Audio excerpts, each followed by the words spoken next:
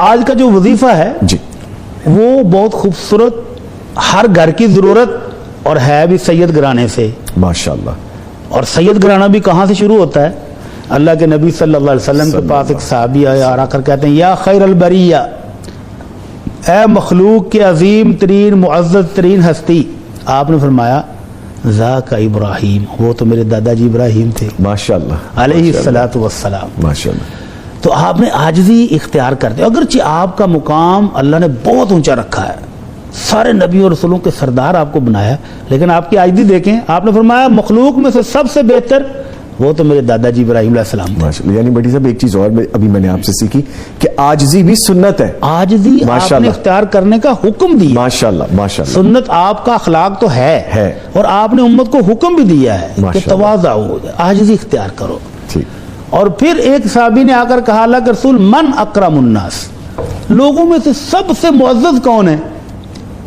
آپ صحابہ کا خیال تھا کہ آپ اپنا نام لیں گے، تو آپ نے فرمایا سب سے معزز کا پوچھتے ہو تو معزز وہ ہے جس کے والد بھی معزز ہیں، جس کے دادا بھی معزز ہیں، جس کے پردادا بھی معزز ہیں. اللہ کے رسول وہ کون؟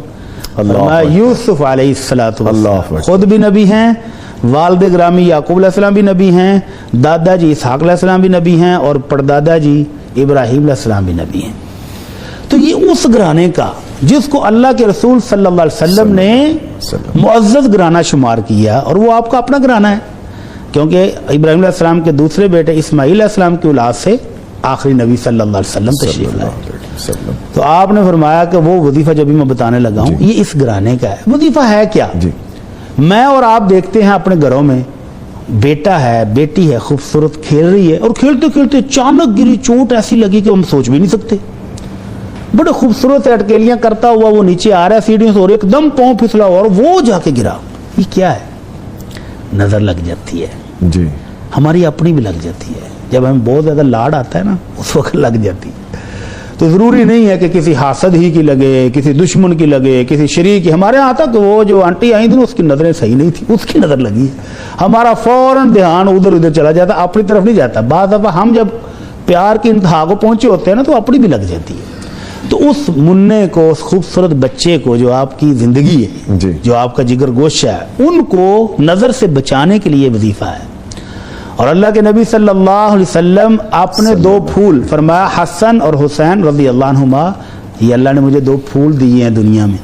تو آپ اپنے ان دو پھولوں کو بھی وہی وظیفہ پڑھ کر دم کیا کرتے تھے.